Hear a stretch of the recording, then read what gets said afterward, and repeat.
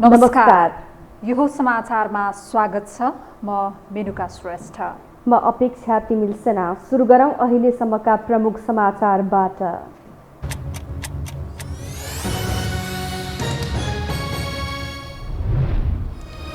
नेपाली कङ्ग्रेसमा 14औं महाधिवेशनको सरगर्मी बढ्दो। सभापतिका आकांक्षीहरू नै योजना एजेन्डा र नीतिविहीन। महामन्त्री पदमा युवा नेताहरूको आकर्षण बढ्दो। नेकपा एकीकृत समाजवादीमा नेताहरूको जिम्मेवारी हेरफेर। बेदुराम भुसाललाई महासचिव सरहको जिम्मेवारी। सुदूरपश्चिम प्रदेश सभामा बन्यो सबैभन्दा ठुलो दल। चिकित्सा शिक्षा पढ्ने विद्यार्थीको छात्रवृत्ति दुरुपयोग हुन नदिन सांसदहरूको माग। परीक्षालाई सहज बनाउन र आरक्षणको व्यवस्था गर्न सरकारको ध्यानाकर्षण। राष्ट्र ब्याङ्कले सेयर कर्जामा कडाई गरेसँगै नेप्से सूचकमा उच्च अङ्कको गिरावट। 108 अङ्कले घटेको बजार 2800 बिन्दुमा। दर्जन बढी कम्पनीमा नकारात्मक सर्किट। र नेपाल र भारत बीचको खेल जारी। भारत 1-0 गोल अन्तरले अगाडि। पूर्व प्रधानमन्त्री ओली र गृहमन्त्री खाँड पनि रङ्गशालामा उपस्थित।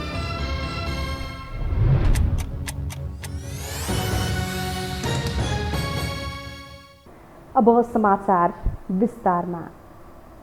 नेपाली कङ्ग्रेसको 14औं महाधिवेशन नजिकिएसँगै नेतृत्वका लागि दाबी गर्नेको सङ्ख्या बढेको छ। तर अधिकांश आकांक्षीहरू एजेन्डा विहीन तरिकाले उम्मेदवारी घोषणा गरिरहेका छन्।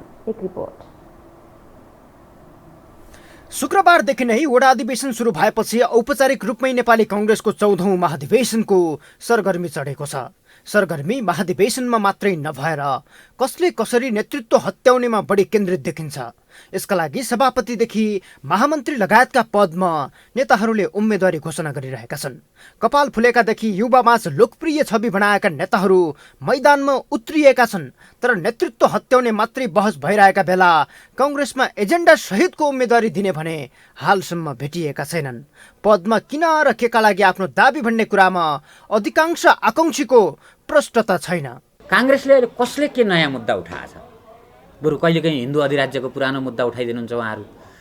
ज्योतिषीहरूको लर्कल लाएर चाहिँ विमलेन्द्र निधिले पार्टी ब्याङ्केटमा उद्घाटन गर्नुहुन्छ। भनेपछि के नयाँ एजेन्डा छ काङ्ग्रेसमा? काङ्ग्रेसले विगतमा लिएको आर्थिक नीति बारे काङ्ग्रेसमा कुनै महाधिवेशनमा त्यो प्रवेश पाउँछ? आज किन हाम्रो गरिबी बढ्दैछ? आज किन हामी अनिकाल बढ्दैछौँ? आज किन विदेशी भू राजनीति हाम्रोमा जटिल बन्दैछ? आज किन हाम्रोमा औद्योगिकरणको प्रक्रिया सुरु भएन? आज किन हाम्रा युवाहरू यति धेरै बेरोजगार छन् भन्ने किसिमको नयाँ विचार र नयाँ नेतृत्वको कुरा हो। तर अहिले कहीँबाट पनि त्यो देखिँदैन। नेतृत्वमा पुनः दोहोरिन लागि परेका सभापति शेरबहादुर देउबा एजेन्डा विहीन जस्तै छन्। पार्टी र सरकारको नेतृत्वमा परीक्षण भएर आलोचित भनिरहेका देउबासँग आफू फेरि सभापति दोहोरिनुको आवश्यकता किन भन्ने पुष्टि गर्ने बलियो आधार छैन। अझ गत निर्वाचनमा कङ्ग्रेसको लज्जास्पद हार र प्रमुख प्रतिपक्षको भूमिकामा रहँदा कमजोर प्रस्तुति देखाएका देउबाले अहिले बनेको सरकारमा समेत आफूलाई कमजोर प्रमाणित गर्दैछन्। यसैकारण देउबालाई नेतृत्वबाट पाखा लगाउनु पर्ने मत बलियो देखिन्छ। संस्थापनेतर पक्षको तर्फबाट वरिष्ठ नेता रामचन्द्र पौडेल सहित 4 जनालाई सभापतिको प्रमुख दावेदार मानिएको छ। तर हालसम्म साझा उम्मेद्वार दिन नसकेको पौडेल पक्षले एजेन्डा दिने त झन् कुरै भएन। यसले कङ्ग्रेसको अस्तित्व र नीतिमै प्रश्न उठाएको विश्लेषण भइरहेका छन्। वास्तवमा के भनेदेखि अब एकजना कोही व्यक्तिलाई हराउने कसैलाई चाहिँ जिताउने भन्ने भन्दा पनि मुलुकको अगाडिको चुनौती के हो त? त्यस्तो मौलिक परिवर्तन केही देखिँदैन अहिलेसम्म। शेरबहादुरजी रामचन्द्रजी जो लडिराख्नु भएको छ, सङ्घर्ष गरिराख्नु भएको छ, त्यस्तो केही देखिँदैन। र त्यहाँ पनि अब एउटा नयाँ नीतिसहित एउटा चाहिँ विश्वास, सबभन्दा के भने काङ्ग्रेसको कार्यकर्ताहरूलाई र लोकतन्त्रमा विश्वास गर्ने जनतालाई। युवाहरूमा नेतृत्व जानुपर्ने बहस भइरहेका बेला सभापतिमा उम्मेदवारी दिएका कल्याण कुमार गुरुङले समेत सभापतिमा उठ्ने र चुनाव जित्ने बाहेकको अर्को घोषणा गर्न सकेनन्। सभापति पछिको सबैभन्दा बलियो पद हो महामन्त्री। महामन्त्रीमा पौडेल पक्षको तर्फबाट युवामाझ लोकप्रिय छवि बनाएका गगन थापाले उम्मेदवारी दिएका छन् भने प्रवक्ताको जिम्मेवारीमा रहेका विश्वप्रकाश शर्माले उनको टक्करमा संस्थापन पक्षबाट उम्मेदवारी दिँदैछन्।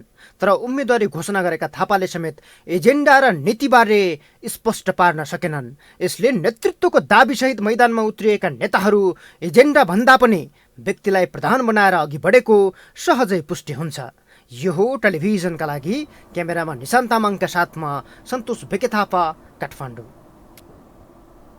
माधव नेपाल नेतृत्वको नेकपा एकीकृत समाजवादी पार्टीले स्थायी कमिटी, सचिवालय र प्रदेश इन्चार्जहरूको जिम्मेवारी तोकेको छ। आज पार्टीले स्थायी कमिटी, सचिवालय र प्रदेश इन्चार्जका साथै पार्टीको दस्तावेज मस्यौदा कमिटी बनाएको पार्टी कार्यालय सचिव डाक्टर गङ्गालाल तुलाधरले बताउनुभयो। उहाँका अनुसार पार्टीको राष्ट्रिय कमिटीलाई पूर्णता दिएर पदाधिकारी चयन नहुँदासम्मका लागि काम गर्न अध्यक्ष माधव कुमार नेपाल, वरिष्ठ नेता झलनाथ खनाल र मुकुन्द न्यौपाने, डाक्टर बेदुराम भूषाल र प्रमेश हमाल रहनु भएको स्थायी कमिटी गठन गरिएको छ। पार्टीको दैनिक कार्य सम्पादन गर्नका लागि बेदुराम भूषालको संयोजकत्वमा प्रमेश हमाल, राजेन्द्र पाण्डे, डाक्टर गङ्गालाल तुलाधर, डाक्टर विजय पौडेल, जयन्ती राई र जीवनराम श्रेष्ठ रहनु भएको सचिवालय गठन गरिएको पनि कार्यालय सचिव डाक्टर तुलाधरले जानकारी दिनुभयो। कार्यालय सचिव तुलाधरले अहिले विभिन्न पार्टीका नेताहरूसँग नेकपा एकीकृत समाजवादी पार्टीमा आउने सन्दर्भमा पनि कुराकानी भइरहेको बताउनुभयो। नेकपा एकीकृत समाजवादी पार्टी सुदूरपश्चिम प्रदेश सभामा सबैभन्दा ठूलो दल बनेको छ। एमालेका थप 3 जना प्रदेश सभा सदस्यले नेकपा एसको पक्षमा निर्वाचन कार्यालय पुगेर शनाखत गरेसँगै सो पार्टीको प्रदेश सभा सदस्य संख्या 13 पुगेको हो। प्रदेशमा माओवादी केन्द्रका पनि 13 जना प्रदेश सभा सदस्य छन्। माओवादी केन्द्रको भन्दा ठूलो पार्टी बनाएर सत्ताको दाबी गर्ने भन्दै थप 1 सांसद जुटाउने अभियानमा सो पार्टीका नेताहरू लागि परेका छन्। यो सँगै कांग्रेस र एमालेसँग 12 जना प्रदेश सभा सदस्य हुनेछन् भने जनता समाजवादी पार्टीका 2 जना प्रदेश सभा सदस्य छन्। प्रदेश 2 मा जसपाका थप 3 सांसदले लोकतान्त्रिक समाजवादी पार्टी लोसपा रोजेका छन्। लोसपा रोज्नेमा अभिराम शर्मा, रानी कुमारी तिवारी र उपेन्द्र महतो छन्। आज 3 जना सांसदले जनकपुर धाम स्थित निर्वाचन आयोगको प्रादेशिक कार्यालयमा पुगेर लोसपामा शनाखत गरेका हुन्। यी 3 जना सांसदले शनाखत गरेसँगै प्रदेश 2 मा लोसपा सांसदको संख्या 15 पुगेको छ।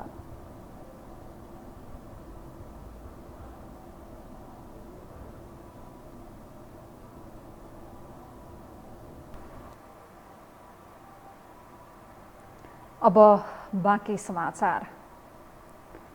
प्रधानमन्त्री शेरबहादुर देउवा नेतृत्वको नयाँ सरकार गठन भएको झण्डै 60 दिन पूरा हुन लाग्यो, तर अझै मन्त्रीमण्डलले पूर्णता पाउन सकेको छैन। सत्ता गठबन्धन बीच मन्त्री र मन्त्रालयको भागभण्डामा सहमति नजोड्दा मन्त्री परिषदले कहिले पूर्णता पाउँछ भन्ने टुङ्गो छैन। विभागीय मन्त्री नियुक्त नहुँदा प्रशासनिक निकायहरू नीतिगत काम विहीन बनेका छन्। एक रिपोर्ट। कांग्रेस सभापति शेरबहादुर देउवाले सरकार सम्हालेको 54 दिन बित्यो। यो अवधिमा दलहरूले राजनैतिक किचलो बाहेक जनताको पक्षमा कुनै काम गरेको पाइएन। मन्त्रीमण्डललाई पूर्णता दिन नसक्दा 5 वटा मन्त्रालय बाहेक अन्य सबै मन्त्रालय प्रधानमन्त्री देउवाले नै चलाइराखेका छन्। विगतमा इतिहासकै ठूलो 54 सदस्यीय जम्बो मन्त्रीमण्डल बनाएर आलोचित बनेका देउवालाई यो पटक 25 सदस्यीय मन्त्रीमण्डल छान्न हम्मे परेको छ। आफूसहित 5 जना मन्त्रीको भरमा देउवाले देश सञ्चालन गरिरहेका छन्। प्रधानमन्त्री देउवाको कमजोरीकै कारण मन्त्रीमण्डल विस्तार हुन नसकेको धेरैको बुझाइ छ। अर्कोतर्फ थोरै संख्याले नै देश चलाउन सक्ने विषय देउवा सरकारले प्रमाणित गरेको कतिपयको विश्लेषण छ। त्यसैले मन्त्रीमण्डल किन विस्तार भएन भन्नुभन्दा पनि मन्त्रीको संख्या घटाउन दबाब दिनुपर्ने कतिपयको तर्क छ। 5 मा चलाइरहेछ भने तपाईँ हाम्रो काम चाहिँ अब प्रेस विज्ञप्ति जारी गर्दैन उसले, हो त्यसैमा अब सक्दो रहेछौ 7 भन्दा बढी नबनाऊ, खबरदार तिमीहरू 5 दलको हो भने दलका 1 जना लिएर 7 बनाऊ, त्यो अनुसारको चुस्तता देऊ भनेर त अब बहस गर्नु पर्यो नि। मुलुकको प्रशासनिक केन्द्रबिन्दु सिंहदरबारमा मानिसहरूको चहल पहल खासै छैन। मन्त्रालयहरू सुनसान छन्। लामो समय कोरोनाले थलाएको प्रशासनिक क्षेत्र केही सामान्य हुन थाले पनि विभागीय मन्त्रीको अभावमा प्रशासनिक काम बाहेक नयाँ नीति तथा योजनाहरू खासै तय गर्न सकेका छैनन्। कुनै काम भनेको नीतिगत रूपमा चाहिँ अब एकदम अर्जेन्सी जुन नगरी नहुने अवस्थाको हामीले सामान्य प्रधानमन्त्रीज्यू नि यो मन्त्रालयको पनि विभागीय मन्त्रीको रूपमा उहाँले अहिलेसम्म रोक्नु भएको छ। सबै काम भइरहेको छ। अब बाँकी रहेको कुरा चाहिँ मन्त्रीज्यू यहीँ हुनुभयो भनेदेखि चाहिँ अझ दिनमा अझ नयाँ तरिकाले चाहिँ कसरी अगाडि बढ्ने भन्ने कुरा चाहिँ अझ इनपुट आउँथ्यो भन्ने कुरा चाहिँ सही हो। ऐन नियमहरू चाहिँ संशोधनको प्रक्रियामा लानु पर्यो र निर्णय गर्नु पर्यो र भोलि चाहिँ नीति ऐन नियमबाट भोलि पर्न सक्ने दूरगामी असर पर्न सक्ने कुराहरू रहेछन् भनेदेखि अब हामीले चाहिँ त्यो कामलाई हात हालेका छैनौँ। जस्तो मौका पनि एक दुईवटा नियमावली चाहिँ अहिले मन्त्री परिषदमा लानुपर्ने अवस्था छ र मैले कानुन मन्त्रालयको सहमतिको लागि फाइल पठाउनु पर्ने छ। त्यसले गर्दाखेरि मैले चाहिँ करिबन अब एक हप्ताभित्र अब नयाँ मन्त्रीमण्डल बन्ने भन्ने चाहिँ जानकारी प्राप्त भएको सन्दर्भमा मैले चाहिँ नयाँ मन्त्रीज्यूलाई कुरिरहेको अवस्था छ। भर्खरै आर्थिक वर्ष सुरु भएकाले तत्काल मन्त्रीको अभाव खड्किएको छैन। केही नीतिगत कामहरू पनि प्रधानमन्त्रीबाट नै सहज रूपमा अगाडि बढाइरहेको मन्त्रालयहरूको दाबी छ। चालु काम भइरहेकोलाई त्यो पनि रोक्ने कुरा भएन, रोकिँदैन, मन्त्रीज्यूले को निर्णय चाहिँदैन र नयाँ कार्यक्रमहरूमा जानुपर्ने त्यो भनौँ न अब कुनै कार्यक्रम संशोधनलाई योजना आयोग पठाउनु पर्ने, अब पैसा थपघट गर्नुपर्ने हो, यो बेलामा चाहिँ मन्त्रीज्यू नहुँदाखेरि प्रधानमन्त्रीज्यूलाई धेरै फाइलहरू पठाउनु पर्थ्यो। त्यो गर्ने अहिले बेलाले पनि गर्दाखेरि चाहिँ त्यस्तो अप्ठ्यारो फिल हुने गरी भएको छैन। विभागीय मन्त्री नहुँदा नीतिगत रूपमा अगाडि बढाउनु पर्ने कामहरू अघि बढेका छैनन्। विभागीय मन्त्री नहुँदा नीतिगत रूपमा अगाडि बढाउनु पर्ने कामहरू अगाडि बढेको छैन। राजनीतिक दल सम्बन्धी अध्यादेशका कारण एमालेमा विभाजन आएको र नयाँ दल नेकपा समाजवादीले भदौ 22 सम्म मन्त्रीमण्डल विस्तार नगर्न देउवालाई दबाब दिएको छ। यो अवधिसम्म जनप्रतिनिधिहरूले दल छान्न पाउने भएकाले त्यसमा प्रभाव नपरोस् भनेर माधव नेपालले तत्कालको लागि मन्त्रीमण्डल विस्तारको काम रोक्न लगाएका हुन्।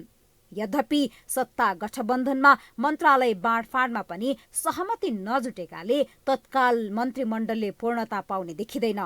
मन्त्रालय मन्त्रीविहीन भएकाले कतिपय जनजीविका र कतिपय नीतिगत कामहरू प्रभावित भएको भन्दै जनस्तरबाट नै सरकारको चर्को आलोचना हुन थालेको छ। यो हो टेलिभिजनका लागि क्यामेरामा श्री श्रेष्ठका साथमा निम्लेकी शेर्पा, काठमाडौँ। भारतसँगको सीमा विवाद र जयसिंह धामी बेपत्ता प्रकरणमा कडा प्रतिवाद गर्नुपर्ने बेला सरकार चीनतिरको सीमा विवादमा केन्द्रित बनेको छ। यसलाई कतिपयले बेमौसमी बाजाका रूपमा अर्थाइरहेका छन्। एक रिपोर्ट।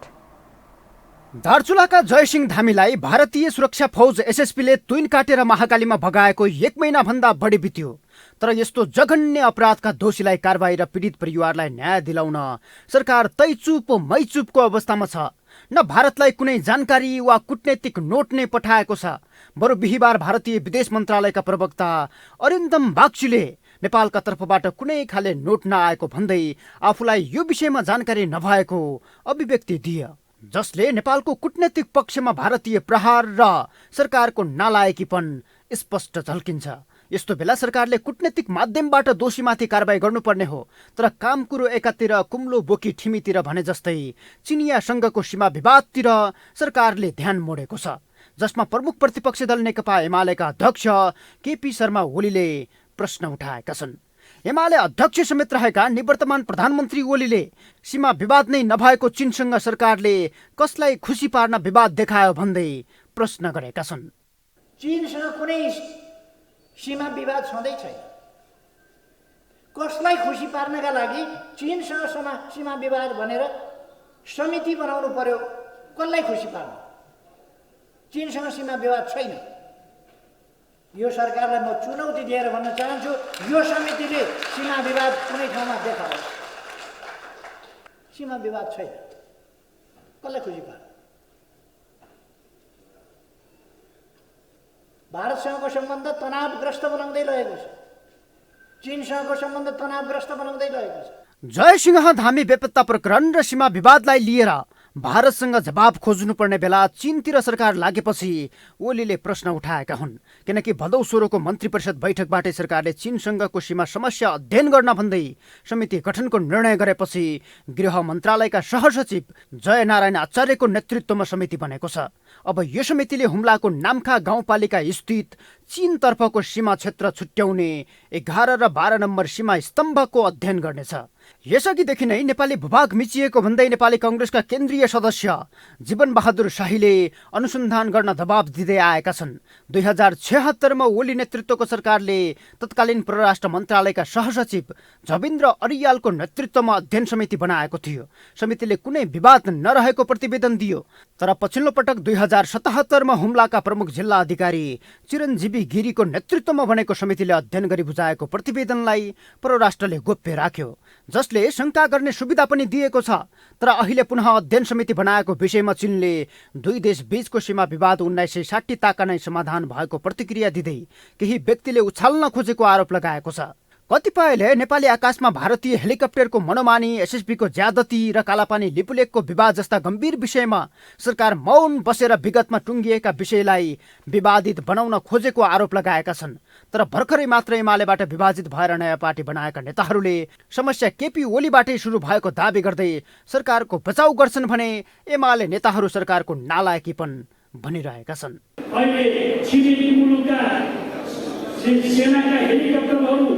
हाम्रो सीमाभित्र आएर हाम्रो सुरक्षा कर्मीहरूका ब्यारेजमाथि उडिरहेका छन्। यो चुप बोल्न सकेको छैन। धिक्कार होस् यो कम्फोर्टेबल सरकार जसले वास्तवमा राष्ट्रिय स्वाभिमान र स्वतन्त्रतालाई समेतले कमजोर बनाएको छ। छिमेकीहरूका गस्ती बढिरहेका छन्। यो आजको सरकारको कारणले होइन, खड्ग ओलीको छिमेकीहरूप्रति सही ढङ्गको कूटनैतिक व्यवहार प्रदर्शन गर्न नसकेको कारणले आफूलाई वाहवादी बनाउनको लागि गलत ढङ्गले मित्र राष्ट्रहरूप्रति विष बमन गर्ने र जसकेबाट उनकै सेवाको लागि काम गर्ने जुन तौर तरिका अवलम्बन गरिरहेका थिए दखल हुन खोजिरहेको छ। नेपाल र चीन बीच करिब 1414 किमी लम्बाइको सीमा क्षेत्र छ।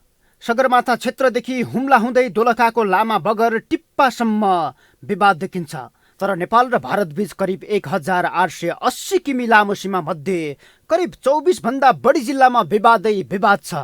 सुस्तामा 145 र कालापानी क्षेत्रमा 372 सहित 606 वर्ग किलोमिटर भूभाग भारतले मिचेको छ, जसमध्ये इलामको पशुपति नगरमा त 8 आना भूभागमा समेत भारतले कब्जा जमाएको छ। के नेपालभन्दा भारत चाहिँ क्षेत्रफलमा 22 दोब्बर ठुलो देश हो। नेपालको आधा रोपनी जमिन भारतलाई नपुगेको होला। म चाहिँ के भन्छु भने यसको जवाफ किमार्थ नपुगेको होइन, मनोवैज्ञानिक तरिकाले नेपाललाई प्रभाव पार्नको निमित्त उता पनि मिचिदियो, यता पनि मिचिदियो, यता पनि मिचियो। एउटा सानो केटोलाई हामीले ढाडमा ट्याप्पा हान्यो, गालोमा देब्रेपट्टिमा हान्यो भने दाइ नगर्नुहोस् न, म तपाईँले जे भन्नुहुन्छ त्यही मान्छु भनेर भन्छन् नि, त्यस्तै पो हो कि? चीन या भारत कसैलाई पनि नेपालको भूभागमाथि कब्जा जमाउने छुट छैन। तर आफ्नो जमिन मिच्दा समेत बोल्न नसक्ने सरकारकै कारण छिमेकीहरूको दबदबा कायमै छ। त्यसमा पनि भारतले त जमिन मात्रै नभएर नेपाली नागरिकको ज्यान समेत लिइरहेको तितो सत्यले नेपालीको मन पुलिरहेको छ। यो हो टेलिभिजनका लागि सन्तोष बेके थापा, काठमाडौँ। हामीसँग समाचार बाँकी नै छन्, अहिलेलाई विश्राम।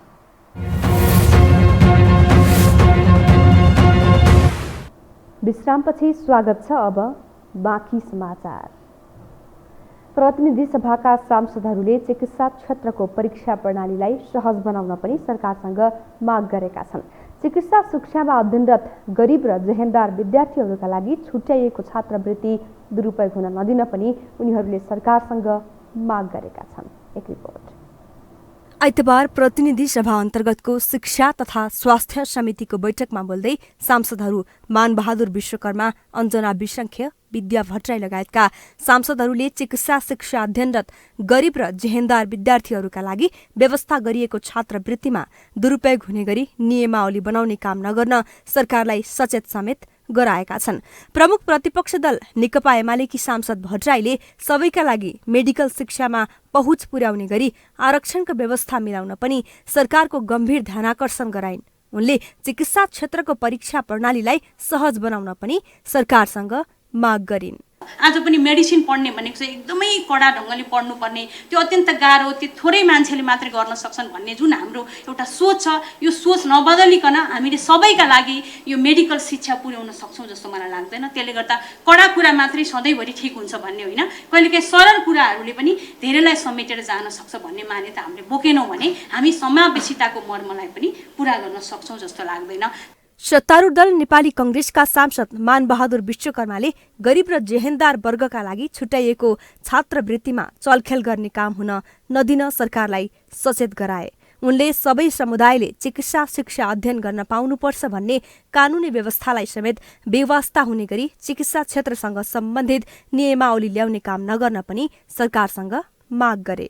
महिला, दलित, आदिवासी, जनजाति, पिछडिएको क्षेत्र भन्न भनेको त्यसको कन्सेप्ट के हो त भन्दामा यो चाहिँ शिक्षाको चाहिँ जो एजुकेसन छ त्यो एजुकेसनले के फोकस गरेको छ त भन्दामा जेहेन्दारलाई चाहिँ प्रायोरिटी दिने हो, गरिबलाई प्रायोरिटी दिने हो, सबै क्षेत्रलाई प्रायोरिटी दिने हो, सबै समुदायलाई प्रायोरिटी दिने हो, सबैलाई सगोल रूपबाट अगाडि लगाएर समतामूलक तरिकाबाट चाहिँ शिक्षाको क्षेत्रमा मेडिकलको क्षेत्रमा अगाडि बढ्ने हो भन्ने कन्सेप्टमा यो विधेयक बनेको थियो। सत्ता साझेदार नेकपा माओवादी केन्द्रकी सांसद अञ्जना विसङ्खेले सरकारी विद्यालयबाट आएका विद्यार्थीहरूलाई मेडिकल शिक्षा अध्ययनका लागि विशेष आरक्षणको व्यवस्था हुने गरी ऐन बनाउन सरकारको ध्यानाकर्षण गराइन्। उनले पिछडिएका क्षेत्रको उत्थानका लागि सरकारले चिकित्सा शिक्षा अध्ययनका लागि विशेष व्यवस्था गर्नुपर्ने आवश्यकता औल्याइन्।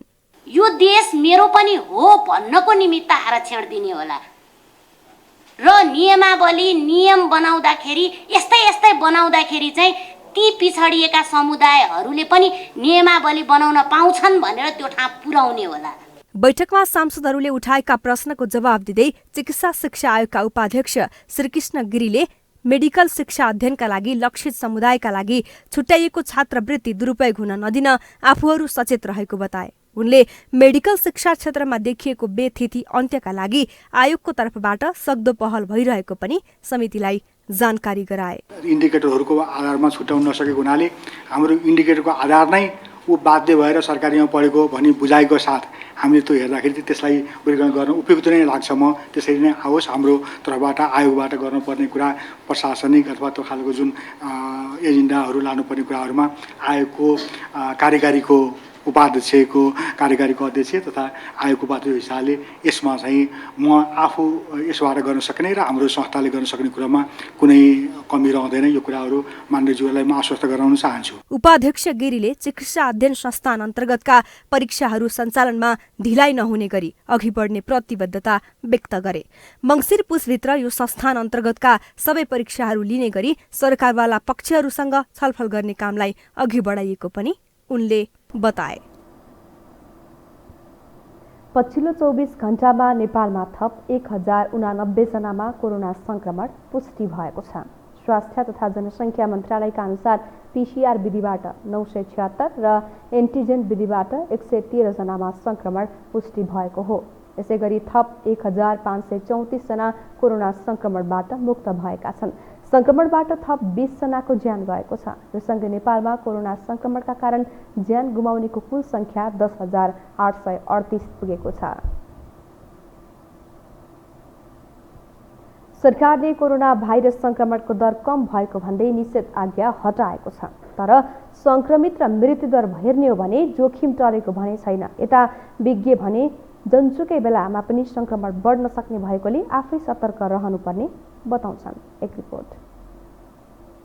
काठमाडौँ उपत्यकाका 3वटै जिल्ला प्रशासन कार्यालयले 5 महिनादेखि जारी निषेधाज्ञा हटाएको छ। बुधबार काठमाडौँ उपत्यकाका 3 जिल्लाका प्रमुख जिल्ला अधिकारीहरूको संयुक्त बैठकले सो आदेश जारी गरेका हुन्। तर कोरोनाको जोखिम भने उस्तै छ। उपत्यकामा निषेधाज्ञा हटेसँगै भिडभाड बढ्दो छ। यसले गर्दा संक्रमण बढ्न सक्ने हो कि भन्ने चिन्ता बढेको छ। स्वास्थ्य मन्त्रालयको पछिल्लो 5 दिनको तथ्याङ्क हेर्ने हो भने 15 गते 1664 जना, 16 गते 2052 जना, 17 गते 2004 जना, 18 गते 1756 जना, 19 गते 9885 परीक्षण गर्दा 1268 जनामा संक्रमित भएका छन्। त्यसैले जोखिम कम नभएकाले स्वास्थ्य मापदण्ड कडाइका साथ पालना गर्न विज्ञहरूले आग्रह गरेका छन्। र मलाई जहाँसम्म लाग्छ धेरै मान्छेहरू अहिले विभिन्न आफ्नो यो काम कारबाहीको सिलसिलामा घरबाट बाहिर निक्लिने क्रम जारी छ र मानिसहरूमा अहिले पनि यो जुन जनस्वास्थ्यको जुन मापदण्ड छ त्यो व्यवहारमा लागू गर्ने अहिले पनि त्यति गरेर देखिँदैन, जसले गर्दाखेरि चाहिँ मैले धेरै अगाडि पनि भनेको थिएँ यो खोल्ने बित्तिकै हरेक सेक्टर खोल्दै जाँदाखेरि त्यहाँ मानिसहरू निक्लिने क्रम जारी होला, जसले गर्दाखेरि चाहिँ अब सङ्ख्या त निरन्तरता पाउने नै भयो र मान्छे अलिकति बढ्ने बित्तिकै सङ्ख्यात्मक हिसाबले चाहिँ बढ्न सक्छ। काठमाडौँको विभिन्न स्थानमा देखिएको भिडभाडले आगामी दिनमा सहज बनाउन संक्रमण नियन्त्रण गर्न धेरै गाह्रो पर्ने देखिन्छ। यो अवस्था उपत्यका बाहिर झन बढी भएको आंकलन गर्न सकिन्छ। त्यसैले सकेसम्म आफैले सतर्कता अपनाउनु पर्ने विज्ञको सुझाव छ। भिडभाड हुनु चाहिँ गलत कुरा हो, दुःखपूर्ण कुरा हो हेर्नु होइन। अब स्वास्थ्य मन्त्रालयले आफैले लगाएको ठाउँमा यसरी चाहिँ अनि भिडभाड भएर कोरोनाको सङ्क्रमण फैलिनु ज्यादै नराम्रो कुरा हो। त्यसमा चाहिँ अनि चाहिँ मन्त्रालयले सचेत हुनुपर्ने हो होइन। निषेधाज्ञा हट्यो भिडभाड गरे पनि हुन्छ भन्ने सोच कसैले पनि राख्नु हुँदैन, किनकि अझै जोखिम कायमै छ। यस्तो अवस्थामा आम नागरिक र सरकार दुवै पक्ष सतर्कता रहनुपर्ने देखिन्छ। केही महिना पहिले भोकेको त्रास पुनः नदोहोरियोस् भन्नका लागि पनि नागरिक नै संवेदनशील बन्नुपर्ने देखिन्छ। यो हो टेलिभिजनका लागि लीलामाया ठटाल, काठमाडौँ। अब बाँकी समाचार। नेपाल कम्युनिस्ट पार्टी नेकपा एमाले निर्वाचन आयोग र सभामुख अग्निप्रसाद सापकोटा विरुद्ध दायर गरेको रिट निवेदन आज हेर्न नभ्याइने सूचीमा परेको छ। रिट निवेदनमाथि सुनवाईका लागि सर्वोच्च अदालतले आज प्रधान न्यायाधीश चोलेन्द्र शमशेर जेवराको एकल इजलासमा पेशी तोकेको थियो, तर इजलासमा उक्त रिट निवेदन हेर्न नभ्याइने सूचीमा परेको हो। गत बुधबार सर्वोच्च अदालतमा एमाले निर्वाचन आयोग, सभामुख अग्निप्रसाद सापकोटा र लुम्बिनी प्रदेशका सभामुख पूर्णबहादुर घरती विरुद्ध रिट निवेदन दर्ता गरेको थियो। रिट निवेदनमा निर्वाचन आयोगले बदनियतपूर्ण र अनाधिकृत व्यक्तिहरूलाई हस्ताक्षर गरेर एमाले फुटाउन गरेको हस्ताक्षरलाई मान्यता दिएको भन्दै एमालेका तर्फबाट अन्तरिम आदेश माग गरिएको छ।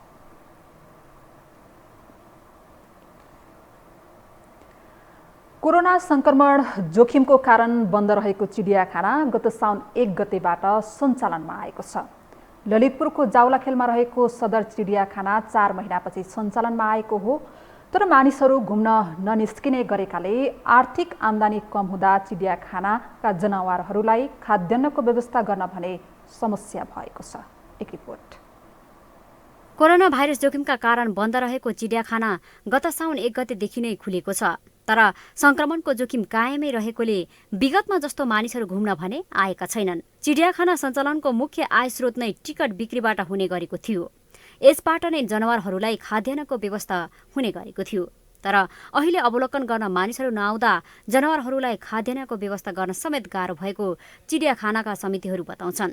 अहिले चिडियाखानामा बच्चाहरू खेल्ने ठाउँ समेत कतिपय खाली नै छ।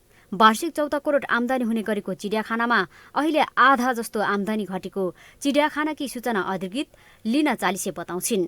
उनले कर्मचारीको आधा पारिश्रमिक काटेर जनावरहरूलाई खानेकुराको जोहो गर्न सहयोग गरेको बताइन्। बीचमा चाहिँ हामीले साउन 1 गतेदेखि दोस्रो लहरको साउन 1 गतेदेखि चिडियाखाना सञ्चालनमा त ल्याएका छौँ, तर यहाँ दर्शकको आगमन चाहिँ एकदमै कम नै छ। जस्तो अरू बेलामा हाम्रो 1800 2000 नर्मल डेमा पनि हुनुहुन्थ्यो भने अहिले चाहिँ दर्शकहरू 500 पुग्न पनि गाह्रै छ। चिडियाखानालाई पनि धेरै नै असर पारेको छ। हाम्रो सम्पूर्ण आय नै हाम्रो दर्शकले तिर्ने प्रवेश शुल्कबाट नै उठ्ने गर्दछ। यहाँको भौतिक संरचनादेखि लिएर सबै जनावरको खानपिनदेखि लिएर त्यहीमा आश्रित हुने हुँदाखेरि हामीलाई चाहिँ यो 1 वर्षको बन्दाबन्दीले धेरै नै मर्कामा पार्यो। यता सर्वसाधारण भने लामो समयपछि यसरी चिडियाखाना घुम्न आउँदा रमाइलो लागेको बताउँछन्, तर विगतमा जस्तो मानिसहरू चहलपहल नभएकोले भित्र पनि सुनसानै लागेको उनीहरू बताउँछन्। अब चिडियाखाना अब मेन भनेको त आफूलाई भन्दा पनि चिडियाखाना आउने त हामी बच्चाहरूकै लागि हो। बच्चाहरू चाहिँ घरभित्रै बसेर चाहिँ उसको चाहिँ सङ्कुश भए जस्तो, अब बाहिर आएपछि बच्चा पनि फ्रिली भयो, उसले पनि केही कुराहरू सिक्न पायो। अब भनौँ न, अब यो टाइम स्कुलहरू पनि लागेको छैन, अब बच्चा फ्रेस होला, बच्चा रमाउला भनेर नै आएको हामी चिडिया। धेरै लामो समयभित्र बस्यो, अब बाहिर निस्किँदाखेरि राम्रै लाग्यो भनौँ न। अब फ्रेस अब आफू पनि फ्रेस, बच्चा पनि फ्रेस। अहिले यसरी हिँड्न पाउँदा एकदम खुसी लागेको छ। अब लकडाउन धेरै समयपछि पहिला लकडाउनमा भित्रै बसिरहँदाखेरि आफूलाई कस्तो अर्कै महसुस हुने है, बोर ला जस्तो हुने, अनि दिन बिताउनै गाह्रो हुने त्यस्तो भइरहेको थियो। अहिले घुम्न पाउँदा आनन्द लाग्छ, खुसी लाग्छ। अब धेरै लकडाउनमा परेर बस्दाखेरि यसो सिँटो भन्दा त सबैलाई रमाइलो हुन्छ एउटा। अब धेरै होइन लकडाउनले गर्दा अब के गर्नु, कोरोनाको महामारी त्यस्तै हो। अनि यसो अब अहिले खुल्ला हिँड्नु पाउँदाखेरि सबैलाई रमाइलो नै हुन्छ। मलाई त रमाइलो लागिरहेछ अहिले। मानिसदेखि जनावर र जनावरबाट मानिसमा सर्ने रोगहरूलाई रोक्नका लागि अन्तर्राष्ट्रिय स्तरका चिडियाघरहरूमा स्वास्थ्य मापदण्ड पालना गरिएका र लागू गरिएका नियमहरू पालना गरेर मात्रै चिडियाघरमा सर्वसाधारणलाई प्रवेश गराइएको छ। चिडियाघरको टिकट काउन्टरमा हुने भिड कम गर्न यी सेवाबाटै टिकट काट्ने व्यवस्था मिलाइएको छ। यो हो टेलिभिजनका लागि क्यामेरामा निशान्त तामाङका साथमा लीलामाया ठटाल, काठमाडौँ। बुढी गण्डकी जलविद्युत आयोजना क्षेत्रका प्रभावितहरूले मुआब्जा पाउन बाँकी जग्गाको तत्काल मुआब्जा वितरण गर्न सरकारसँग माग गरेका छन्। आज बुढी गण्डकी जलविद्युत आयोजना राष्ट्रिय सरोकार समितिले काठमाडौँमा पत्रकार सम्मेलन गर्दै बुढी गण्डकी जलविद्युत आयोजनासँग सम्बन्धित विभिन्न समस्याहरू समाधान गर्दै र मुआब्जा पाउन बाँकी जग्गाको तत्काल मुआब्जा वितरण गर्न र आयोजनाको काम छिटो सम्पन्न गर्न सरकारसँग माग गरेको हो। घर बोट बिरुवाको यथार्थ लागत सङ्कलन गरियोस्, तत्काल मूल्य निर्धारण गरी वितरण गरियोस्, घर गोठ लगायतका भौतिक संरचनाको मुआब्जामा हरासकट्टी नगरियोस्। 1, 2 मुआब्जा पाउन बाँकी जग्गाको तत्काल मुआब्जा वितरण गरियोस्। 3 घर बस्ती जग्गा घडेरी र सहायक मोटरबाटोले छोएको जग्गाको मुआब्जा जिल्ला मुआब्जा समितिले तोकेको बराबर प्रतिरोपनि 7,73,000ले दियोस्। प्रभावितहरूले मुआब्जासँग सम्बन्धित गुनासोलाई सुनवाई गरी डुबान क्षेत्रभित्र परेका सबै जग्गाको मुआब्जा पाउने सुनिश्चितता गर्न सरकारलाई आग्रह गरेका छन्। क्षेत्रभित्र परेका सबै जग्गाको मुआब्जा पाउने सुनिश्चित गरियोस्। 8 मुआब्जा निर्धारण समितिको निर्णय अनुसार 5 रोपनी र 10 रोपनी जग्गालाई 15% र 10% रकम दियोस्। डुबान क्षेत्रका बासिन्दाको सेयर स्वामित्व सुनिश्चित हुने गरी बुढी गण्डकी आयोजनाको निर्माण मोडालिटी टुङ्गो लगाई निर्माण कार्य अघि बढाउन माग गरिएको छ।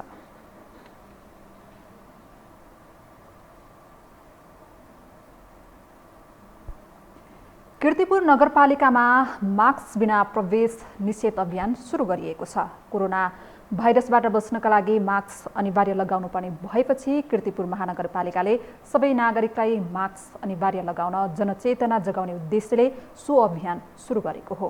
आज बिहान कीर्तिपुरमा सो अभियानको शुभारम्भ गर्दै मेयर रमेश महर्जनले सबै नागरिकलाई कोरोनाको सङ्कटबाट बचाउन अनिवार्य रूपमा मास्क लगाउन जनचेतना जगाउनका लागि सो अभियान सञ्चालनमा ल्याइएको स्पष्ट पार्नुभयो।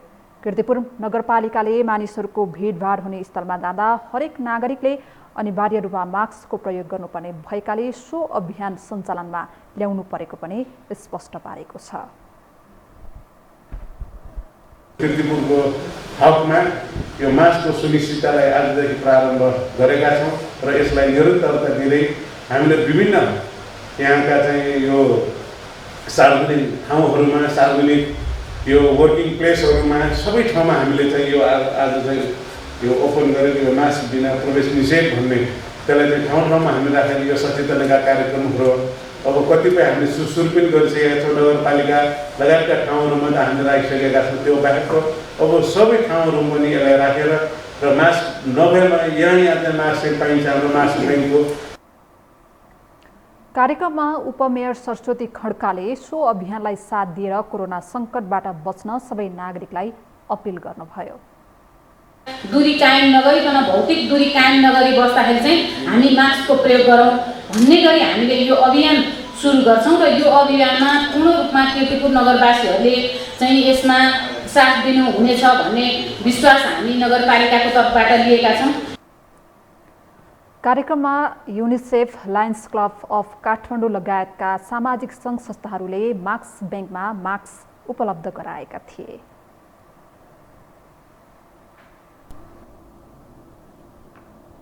अब आर्थिक समाचार।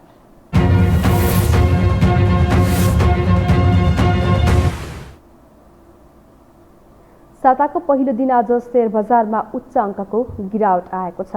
आज बजार मापक परिसूचक नेप्सेमा 3 अङ्कको गिरावट आएको छ। नेप्से परिसूचक 108.26 अङ्कले घटेर 2818.72 को बिन्दुमा पुगेको छ। लामो समयपछि शेयर बजारमा आज उच्च अङ्कको गिरावट आएको हो। आज नेप्से परिसूचक 5% घटेपछि 40 मिनट सर्किट ब्रेक समेत लागेको थियो। 1 बजे सर्किट लागेको कारोबार 2 बजेपछि पुनः खुलेपछि सामान्य सुधार भएको थियो, तर समग्रमा बजारमा 3 अङ्कको गिरावट आएको हो। आज 13 वटै उपसमूह गुमाएका छन्। सबैभन्दा धेरै बैंकिङ क्षेत्रले गुमाएको छ। आइतबार 2,30,79,832 किता शेयर खरिद बिक्री हुँदा 11,24,03,91,000 रुपियाँको कारोबार भएको छ। शेयर बजार लगातार ओह्रालो लागेपछि लगानीकर्ताहरूले राष्ट्र बैंकका गभर्नर महाप्रसाद अधिकारीको राजीनामा मागेका छन्। शेयर धितोमा 12 करोडभन्दा धेरै ऋण लिन नपाइने नीति राष्ट्र बैंकले बनाएपछि शेयर बजार लगातार ओह्रालो लागेको छ। शेयर लगानीकर्ताहरूले राष्ट्र बैंकले सो नीति परिवर्तन गर्नुपर्ने माग समेत गरेका छन्। हामीसँग अन्तर्राष्ट्रिय र खेल समाचार बाँकी नै छन्। अहिलेलाई विश्राम।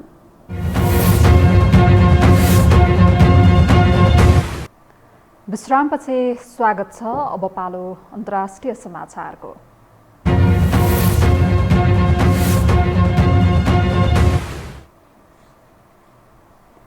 फिलिपिन्सले कोरोना महामारी नियन्त्रणका लागि भन्दै नेपाल सहित 10 वटा एसियाली मुलुकलाई लगाउँदै आएको यात्रा प्रतिबन्ध हटाएको छ। फिलिपिन्सले नेपाल सहित भारत, पाकिस्तान, बङ्गलादेश, श्रीलङ्का, संयुक्त अरब Emirates, UAE, Oman, Thailand, Malaysia र इन्डोनेसियामाथि लगाएको प्रतिबन्ध हटाएको हो। अब खोपका कारण भयावह अवस्था नरहने निष्कर्षसहित सेप्टेम्बर 6 देखि यात्रा प्रतिबन्ध हटाउने निर्णय गरिएको फिलिपिन्स सरकारले जनाएको छ। यद्यपि अन्तर्राष्ट्रिय यात्रुहरूले प्रवेश परीक्षण र क्वारेन्टाइन सम्बन्धी नियम भने पालना गर्नुपर्ने जनाइएको छ।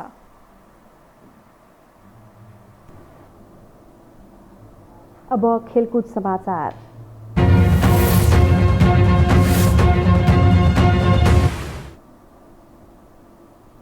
नेपालमा भएको दोस्रो मैत्रीपूर्ण खेलमा भारतले नेपाललाई 2-1 गोल अन्तरले हराएको छ। दशरथ रङ्गशालामा आज भएको दोस्रो मैत्रीपूर्ण फुटबलमा भारतले नेपाललाई 2-1 ले हराएको हो। खेलको 62औं मिनेटमा फारूक हाजी चौधरीको गोलमा भारतले अग्रता बनाएको थियो। भारतीय डिफेन्डर चिनगलिन साना सिंह कोनसामको क्रसमा सुनिल छेत्रीले हेडमार्फत डिबक्सभित्र उपलब्ध गराएको बलमा चौधरीले गोल गरेका थिए। खेलको 80औं मिनेटमा कप्तान छेत्रीले गोल गर्दै भारतको अग्रता दोब्बर बनाउने काम गरे। गोलका लागि हतारिएको नेपाली टिम विरुद्ध काउन्टरमा छेत्रीले भारतका लागि दोस्रो गोल गरेका थिए। खेल सकिन 5 मिनेट अघि तेज तामाङले नेपालका तर्फबाट 1 गोल फर्काए। राष्ट्रिय फुटबल टिमबाट तेजले पहिलो अन्तर्राष्ट्रिय गोल गर्न सफल भए। झन्डै 20 यार्ड टाढाबाट तेजको शक्तिशाली प्रहारले जाली चुमेको थियो। बिहीबार पहिलो मैत्रीपूर्ण खेलमा नेपाल र भारतले 1-1 गोलको बराबरी खेलेको थियो। खेल समाचार सँगै हामी यो समाचारको अन्त्यमा आइपुगेका छौं। बिदा हुनु अघि प्रमुख समाचार पुनः एकपटक।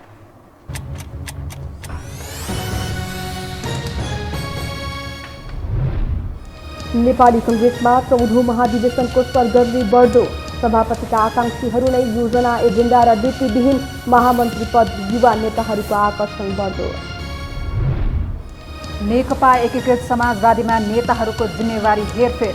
बेदुराम भुसालाई महासचिव सरहको जिम्मेवारी।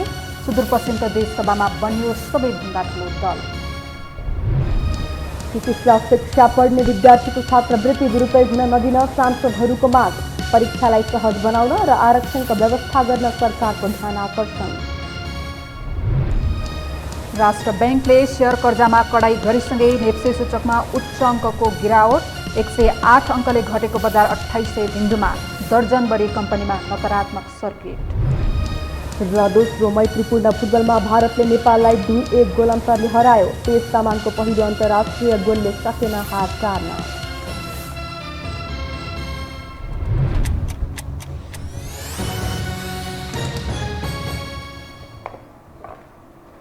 हवस् त यो समाचार सकियो। समाचार बुलेटिनका साथै यो टेलिभिजनका सम्पूर्ण कार्यक्रम यो टेलिभिजन.com, यो खबर.com, युट्युब र फेसबुकमा पनि पढ्न र हेर्न सक्नुहुनेछ।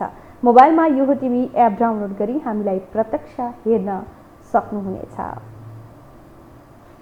तथ्य सहितको निष्पक्ष समाचारका लागि हेर्दै रहनुहोला यो टेलिभिजन। नमस्कार।